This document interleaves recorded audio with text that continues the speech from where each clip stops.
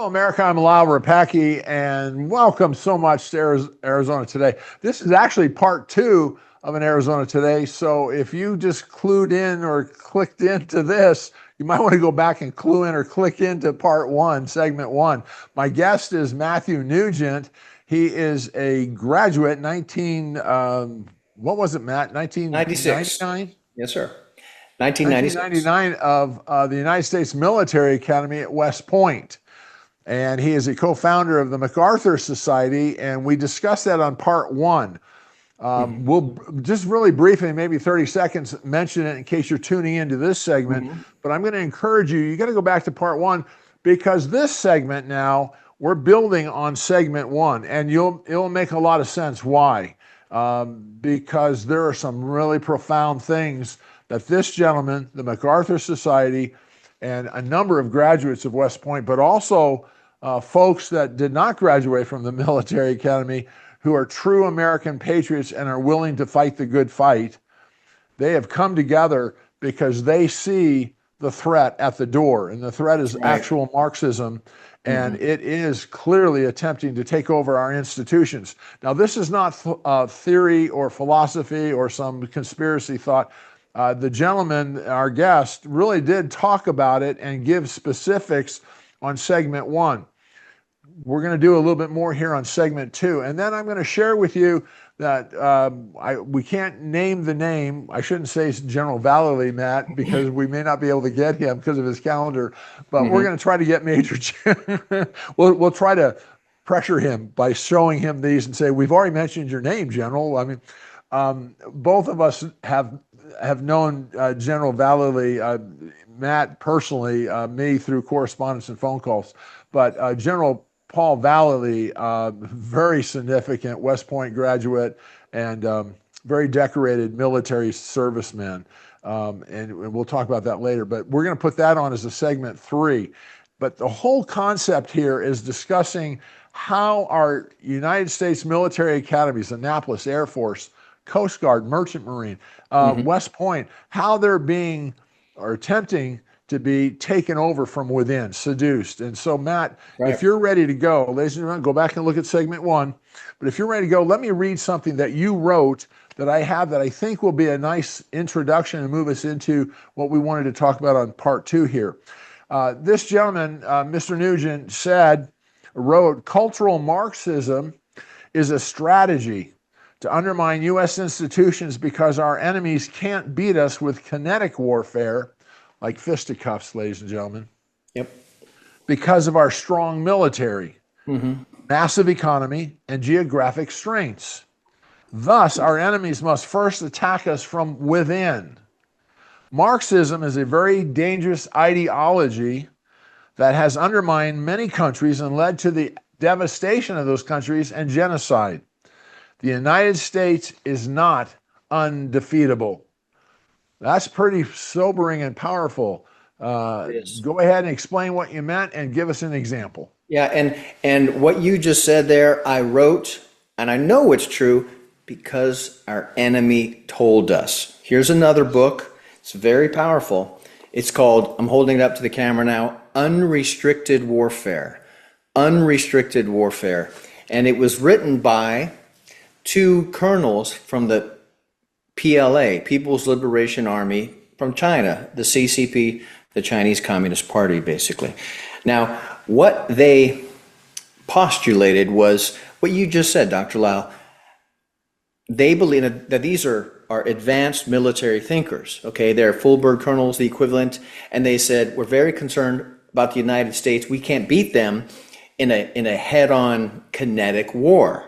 So that's one point. One is we can't beat the United States through a kinetic war, head-on war. They use different terminology, but basically kinetic warfare. But point number two is, and this is what, sadly, you use the word sobering. I think that's correct and appropriate, Dr. Lyle, is that America's conception, what we see, what we can recognize as warfare is very restricted. It's very restricted, meaning if it's not within that box, people say think outside the box. Well, the Department of Defense typically thinks within the box of warfare, and it's kinetic warfare, bullets, bombs, bayonets. And these authors postulated that as long as we don't attack them within this box of kinetic warfare, they won't even know that we're waging warfare against them. Therefore, point number 3, they will wage unrestricted warfare, meaning outside the box, which aligns with both Marxist thinking, which is, you've got to watch the previous segment and episode here, is quoting the Marxist thinker Antonio Gramsci, the march through the institutions. Also, the way of Chinese thinking of warfare is they won't attack kinetically unless they've won non-kinetically. But this non-kinetic warfare typically is the predicate or the preface to kinetic warfare. We can go on and talk about that. Well, but what you just, Matt. What's that? Let me ask you what you just said. Can you give 1 or 2 quick examples of non-kinetic warfare? Excellent. Yeah, you bet. In fact, in the context of our service academies, and thank you for that great introduction, I will tell you this, and I said this at the beginning of our last segment, 2 things. Number 1 is you have to look at this discussion through a military lens. Okay, West Point is not just a college, it's an academy with a specific purpose, in this case, to develop officers, second lieutenants, and they become generals if they stay in and they do well enough, okay? It's an academy, okay? But you can't view this necessarily as your normal college, state college, community college or university. It is not. It has a very specific purpose. But understand that our enemies, you have to see this through the military lens, because our enemies hate us. They hate our freedom of speech. They hate our right to bear arms. They hate our right to, to property and prosperity. They hate our Judeo-Christian heritage. These are all things that prevents or pushes back on tyranny. If you look at the first amendments to the Constitution, which are the Bill of Rights, the first 10 amendments, those are what push back on tyranny. Okay, that's why it's important to know history, guys. So number 1, you have to look through a military lens. Second, you have to understand the spectrum of war. I just talked about a little bit here, but there's kinetic warfare and non-kinetic warfare. In that book that I put up, Unrestricted Warfare, they talked about that, a little bit different terms, but kinetic warfare is, bombs, bayonets, bullets, and then non-kinetic warfare is ideological warfare, psychological warfare, information warfare. It damages the enemy, but in a different way. It undercuts their quote unquote right to do what they want to do to protect their country. So those 2 things, you have to look at this through a military lens, and 2, you have to understand the spectrum of war. And our country, by and large, the entire Department of Defense, okay, typically views warfare only through a kinetic lens. And by and large, we have not. And I'm telling you, it took us a while to wrap our head around this at the MacArthur Society in order for us to understand that this DEI is more than just a bad idea. It is warfare. And I'm going to go over some things here. I mean, some real problems that have manifested, okay? And the communists have actually goals. I'm not going to go over them in detail, but it's going to be, I'll talk about one of them briefly. It's to capture one or both of the political parties in the United States. Okay, there's a book we talked about called The Naked Communist. You should read it. There are actually 45 stated communist goals. And this one, they've actually captured the Democrat Party. So what happens is, what the Democrats, by and large, see as just a political idea, they've been spoofed.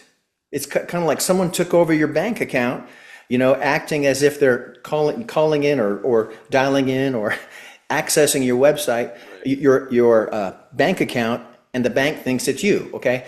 The enemy has captured the Democrat Party. So what the Democrats think, in their good intentions, that they're backing, good, wholesome, or maybe not wholesome, but good ideas to help their fellow human, they are actually captured. They are supporting warfare against the United States of America. Okay, so what happens is when this DEI comes in, a lot of generals, I hate to tell you guys this, but it's true. They think, oh, I don't want to get political. Now they don't understand that what they're doing is letting the enemies in the gates. Now you think that's a tricky plan. They got us to believe that DEI is actually good. It's warfare. If in nature, you've seen how some birds will come into another bird's and lay their eggs, and that other bird will take care of it. The same thing has happened, but that egg is a bad idea. It's warfare meant to destroy us. Okay, and this little egg, it pushes out the other baby birds, the chicks, if you will. So the only egg hatchling that the mother is taking care of is that of the other mother bird. It's what's happened. And our enemies are smart, they're patient, and they're ruthless, and they understand us. Now I'm going to go over any questions so far before I go over these examples, Dr. Lau? No, keep going. Okay, all right.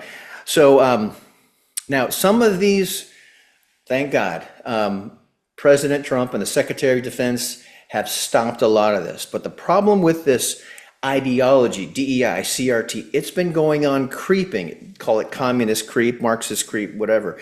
But it's gotten into people's minds, and they have believed falsely that this ideology of DEI and CRT and all that goes with it, which is Marxist ideology, they think it is good. They think it backs the U.S. Constitution. And for some people, they're stuck to it for a lot of different reasons. Call it their tribesmanship, call it their ego, but it's a problem. So even though the president and the Secretary of Defense, Pete Hegseth, have cut DEI out, it still stained the minds of leaders throughout all ranks. Now, I'm going to go over some things here. It's going to blow your mind. Here's an example. West Point had a minor in diversity and inclusion. Okay? Now, the way it works at an academy or a university is in your major of study, you have what's called a capstone project. Sometimes if you're an engineer, it's to build a concrete canoe. For the engineers at West Point, that's actually, they build a concrete canoe and they race in it, okay? But in the diversity and inclusion minor, here are two of the capstone projects. The titles, it was to give a talk and write a paper, an intellectual study. Here's one of them. The title is The Evolution of Cross-Dressing in the Military and Gender Norms. At West Point, people. Matt, I've got to stop you. How would the superintendent of West Point, the lead general, how would he allow something like this in? I mean, does he not know himself, or was he duped? That's a question worthy of okay, help me with this. We may have to do a segment 3, 4 and something, but this really has touched me. I'm a general of West Point. I'm the superintendent. I'm a 2-star, right? I'm a 2-star general. Excellent question. It's a 3-star general, the superintendent, okay. and so then that's all right. I'm at a 7th grade level here. 3-star general. That's pretty darn high. And I don't have a peer at West Point. What I say goes. That's right. Now, I can be overturned by a 4-star, by the Secretary of Defense, and all that. But I'm a 3-star general. And you're telling me that the 3-star general, the superintendent of West Point, allowed this in? Exactly, Dr. Lau. Now, we studied this, and we looked back at all the data and all these insane actions right here. And that's just, well, believe me, it's worse, okay? As I go on, you'll see. I don't want to know. I know. And we there's been a progression, and I'm kind of making an angle upward with my hand slowly, but there was a hockey stick progression in 2012 to one man, one President Obama. Okay? Exactly. It's all starting to come together. Now, it's been going on for really decades, but it really had a hockey stick and all this insanity coming up was when Obama was president. Now, when Biden wasn't president, it was another round. And quite frankly, I mean, Trump came into office, hashtag 45. It was much worse than he thought. And he's, obviously much more experienced now, and he's doing, his actions are just tremendous, okay? Who would have ever thought that he could have accomplished so much in so little time? And he's got a lot of work to do, of course, but he didn't know the depth of the rot. And quite frankly, we don't either at the MacArthur Society West Point graduates, but we have some plans to expose it, but we'll talk about that. So, but you asked a great question. This has been going on for numerous superintendents, okay? Now, we'll talk with you more about that. And you ready for the next capstone project? The topic? Dr. Lott? Give me a second. I mean, there's a lot there to process. Well, it's not only that, but it's emotional. I'm old school. I believe in duty, honor, and country. I believe in standing for the Pledge of Allegiance or for the playing of the national anthem. I believe that there are people who laid down their life so we could have a life here. You got it. And what I'm hearing and what I started to hear at the MacArthur Society phone call, I may not use the right term there. Commander's call. That's fine. Okay. Commander's call. Is the concerns, and concern is an understatement, the real concern that our service academies, which produce our leaders, our military leaders, That's who right. are intended, who take an oath to serve and protect this nation. That's right. And defend our Constitution. What I'm hearing, I heard it on the call and through you now in segment one and now here, is all of this has been deliberately, sophisticatedly seduced. And you've got a 3-star general leading West Point who's allowing this crap of DEI and cross-dressing in the military and all.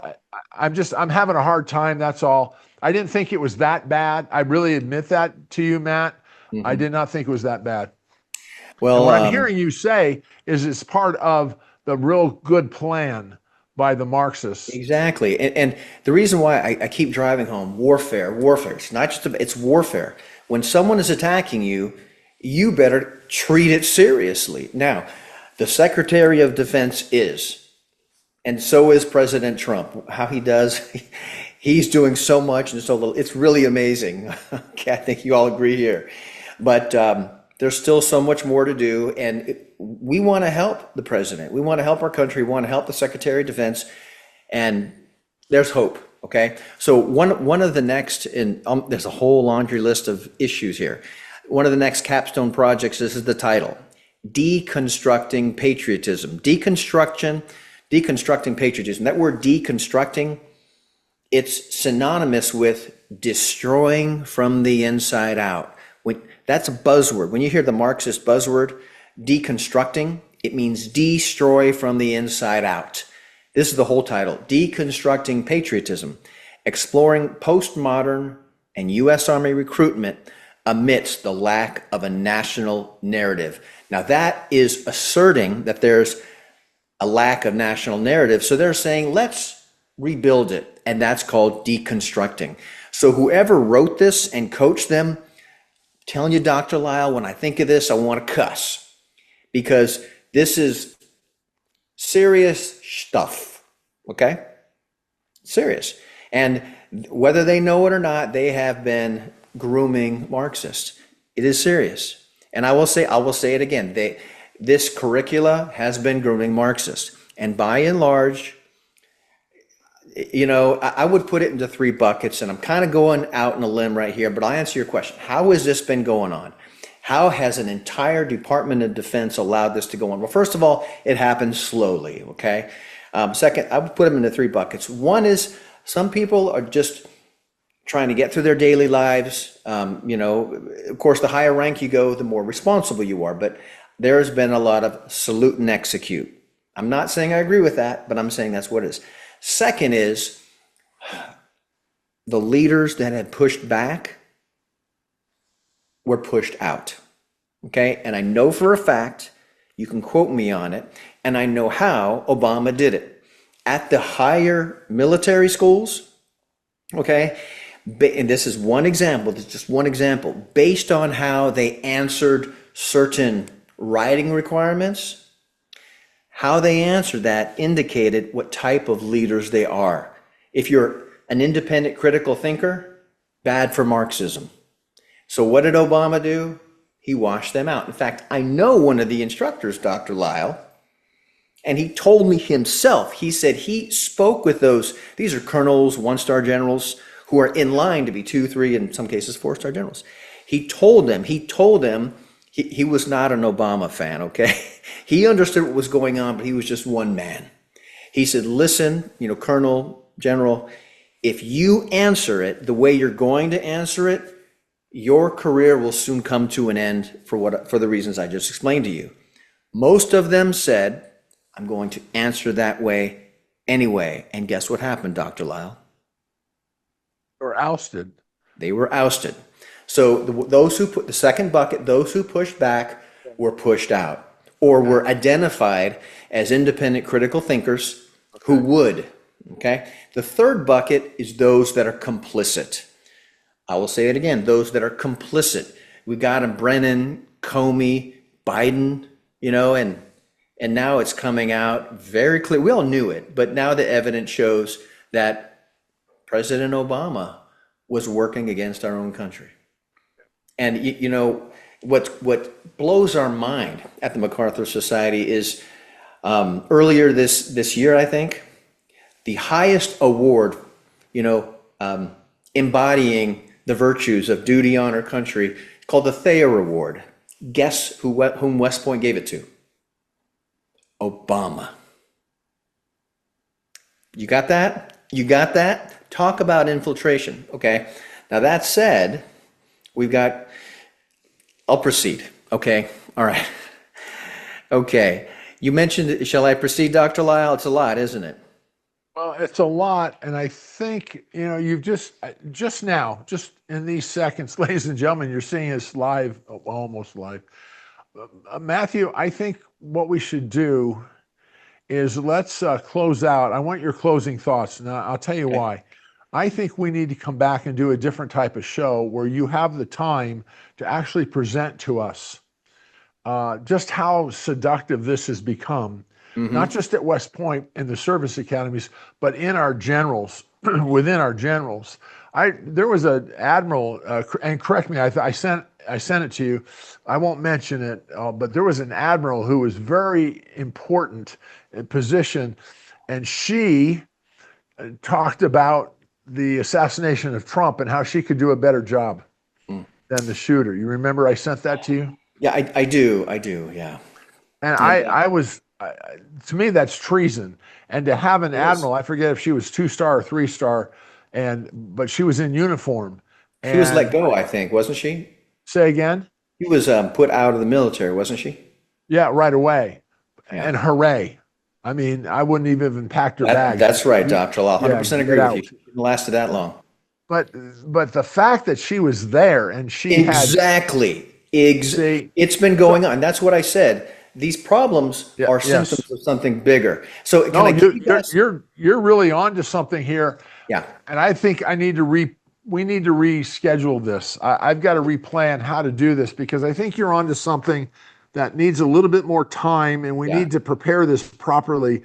I think you have something very strong to teach, very profound to teach, and it goes beyond the military academies. It goes to our culture. Right. It goes to duty, honor, and country of this nation. Whether somebody goes into the military or not, it deals with the very foundation of America. So I think what we need to do is you and I need to talk and then come back and let's do another show. And then let's bring General Vallely on.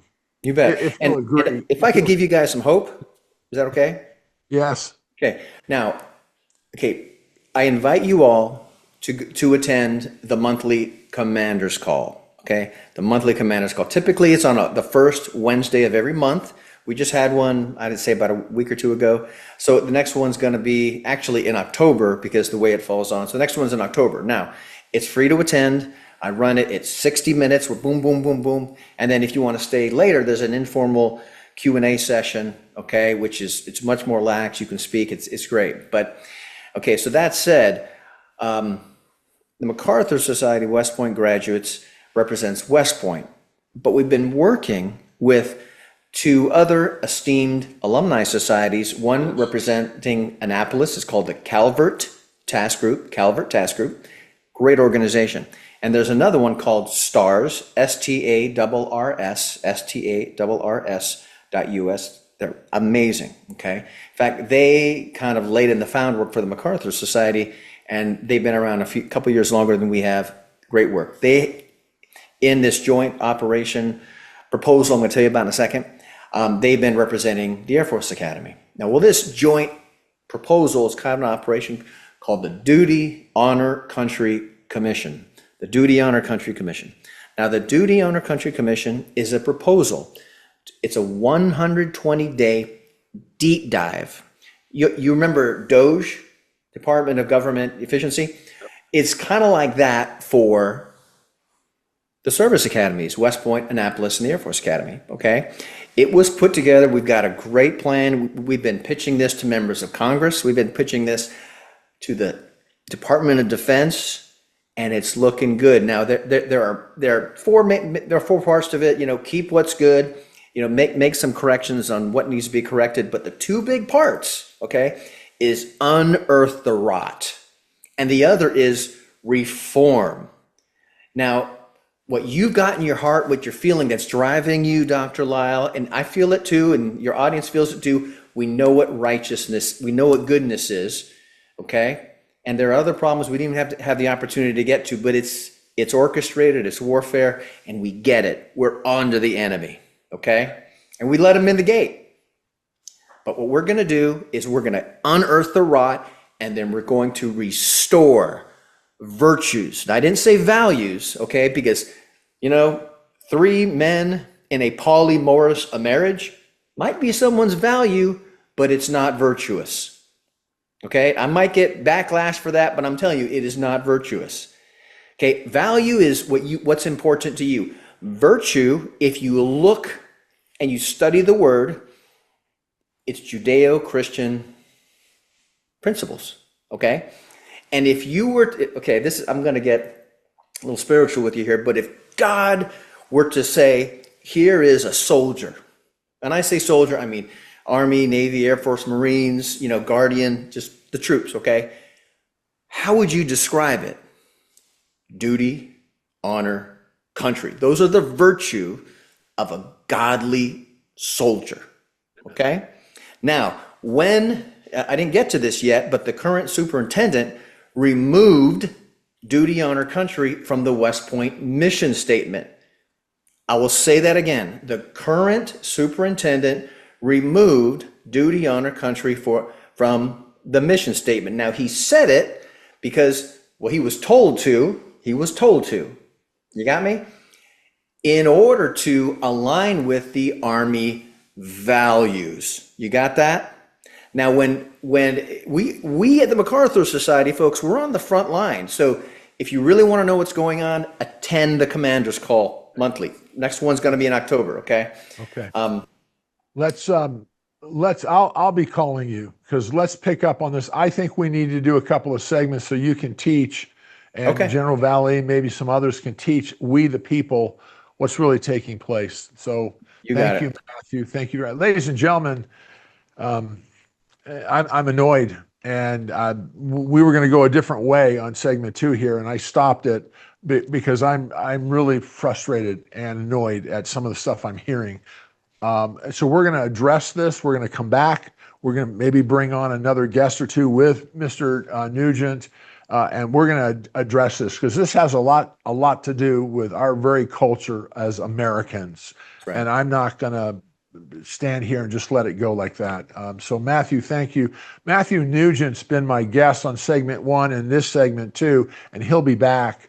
He is a graduate of the United States Military Academy, West Point, in 1996, then went on and served Airborne Rangers and Sapper School And as you can tell, and he's a co-founder of the MacArthur Society, so we're going to put that up also. Go on and look at and participate in the MacArthur Society. You can, and I think you're going to hear a lot more. Matthew, it doesn't happen very often, but I'm a little befuddled right now. I'm annoyed, and I wasn't planning on this, and so I apologize to you and to guests. But I'm going to stop this, and we're going to reschedule how to go about doing this. There's a lot more here than I even thought. And I knew there was a bunch, but not like what you're telling.